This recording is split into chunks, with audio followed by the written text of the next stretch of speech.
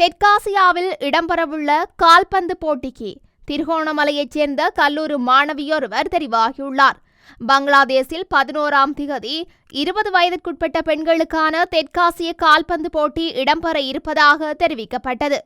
இந்த நிலையில் குறித்த போட்டியில் இலங்கை அணி சார்பாக பங்கு பெற்றவுள்ள இலங்கை தேசிய அணிக்கு திருகோணமலை புனித மரியாள் கல்லூரி மாணவியான குவேதா தெரிவாகியிருந்தார். இதற்காக அவர் இலங்கை குழாமுடன் இணைந்து பங்களாதேஷுக்கு பயணமாகியுள்ளார். இவ் அணியினர் 11.7 பங்களாதேஷ் அணியுடனும் 13.7 பூட்டான் அணியுடனும் 15.7 நேபாள் அணியுடனும் 17.7 நேபாள் அணியுடனும் 19.7 பங்களாதேஷ் அணியுடனும் 21.7 பூட்டான் அணியுடனும் போட்டியில் பங்கு பெற்றவுள்ளது.